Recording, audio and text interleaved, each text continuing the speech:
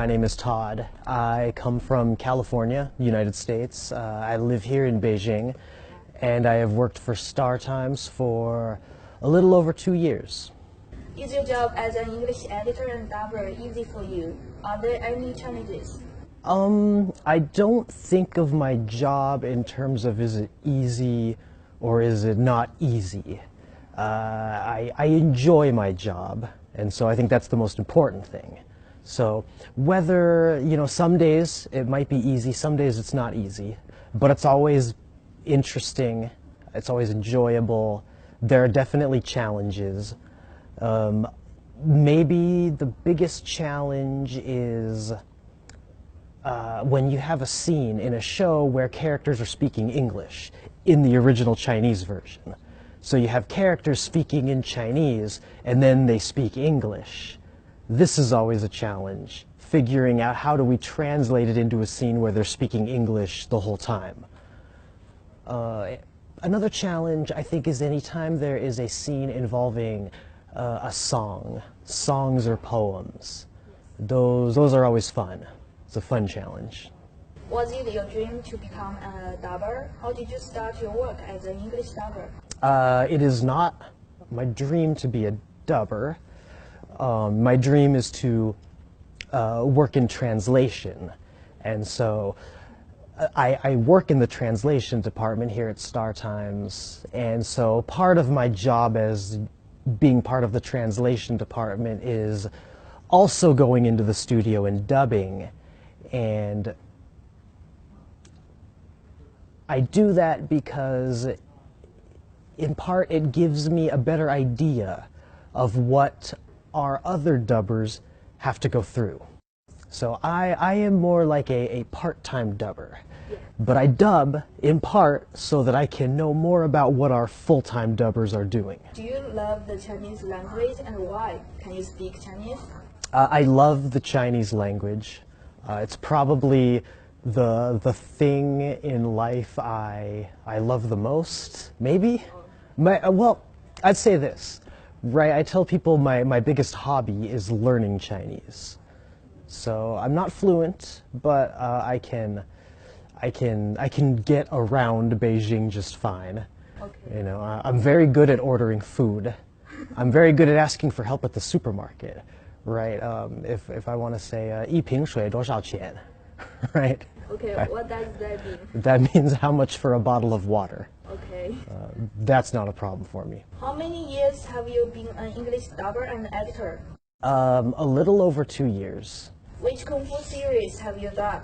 I dub in most of the Kung Fu series, but you have to be very very astute to hear me. Now, again, I'm only somebody who dubs on the side, so I'm mostly in the media department, editing, sometimes translating. So usually when I'm in a show dubbing, I'm just the little characters. The character, maybe the guy who's just selling buns on the street, who's only in the show for maybe 1 minute. That might be me. I think maybe my biggest role that I did, and probably the one I enjoyed the most, was I was the main bad guy in Lady Flower Fist, 敖耳朵. Oh, yeah. Yeah, that was very popular TV series. 李巴山, right? Yeah, that was fun. I also have a bigger role coming up in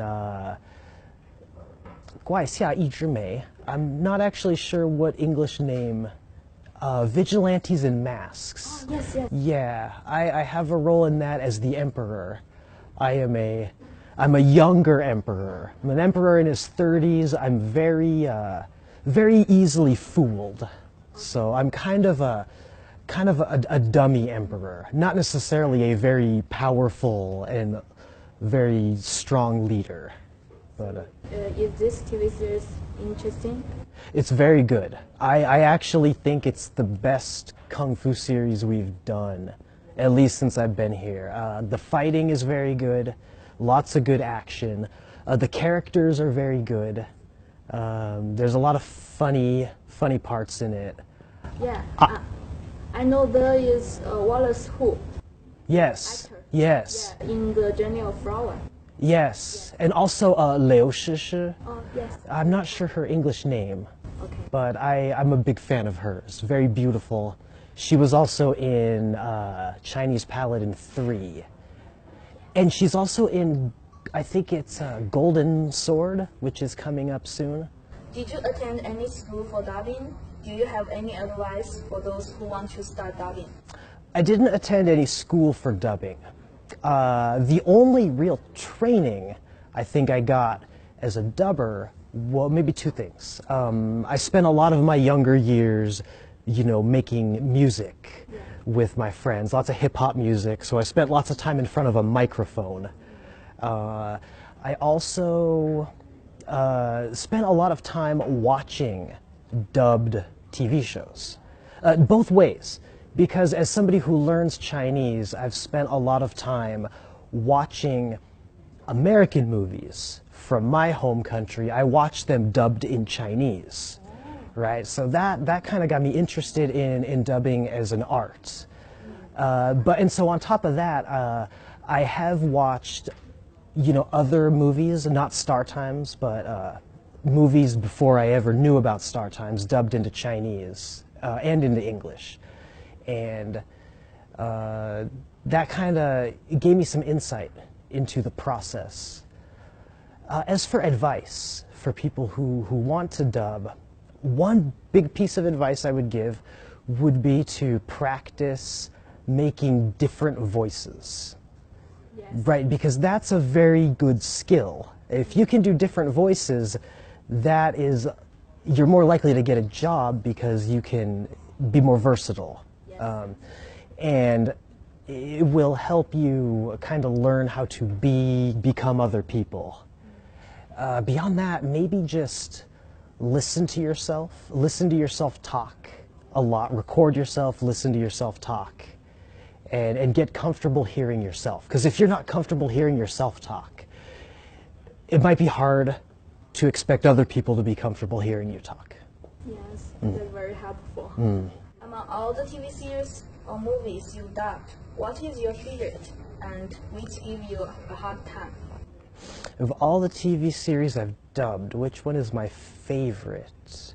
I would probably again have to say Lady Flower Fist. That was my favorite to dub. I like being bad guys. I think it's fun to be a bad guy because you get to do more crazy laughing. Yes. You get to kind of be more of a different person. I also I enjoyed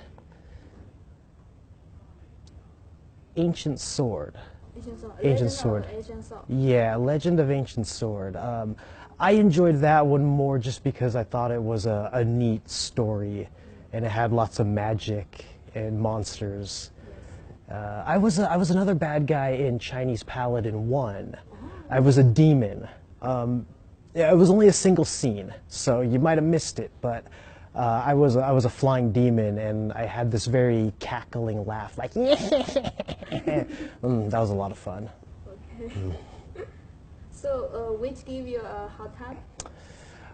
Ooh, I don't know that anyone has given me a hard time. If anything, I just had a hard time in the beginning. Because even though I had been in a microphone and I'd been in recording studios before to make music, Yes. I had never been in a studio to dub. And I had never had engineers watching me and listening to me and really paying attention to me and focusing on me. So if anything, it was just difficult in the beginning because I felt like I was in a very different and new world. How does it feel when you are dubbing, and how do you feel when one project is completed? When I am dubbing, the way I feel is I feel like I become the character. So whatever happens to the character, it kind of happens to me. So if I'm dubbing a character, for example, and he really likes the girl, and then the girl rejects him, pushes him away, I feel sad. Not just like I feel sad for the character, I feel sad for me because I feel like I've become the character. So on the other hand, if the character wins the girl in the end, then I feel really great. The second question. How does it feel when it ends? Usually I'm relieved, because the truth is it's very, very hard work to be in a studio dubbing. Yes. You know, before I ever did it, I thought it might be easy. I thought it might be an easy thing just to stand in a studio and talk. It's not. It's very exhausting, both mentally and physically. And so usually when I'm finished dubbing a show, I'm glad, because it means I can just relax for a little bit. Do you have anything you want to say to our audience? Yeah. Thank you all for watching. I hope you enjoy all the stuff we work hard to put out for you, and we'll have many more great and exciting Kung Fu shows in the future. Okay. So I heard that you have a surprise for our audience. Oh, I do. Well, as I said, I used to make a lot of hip-hop music. I still do a little bit, and most of the people in the office know me because I'm always beatboxing when maybe I'm walking down the hall, something like a...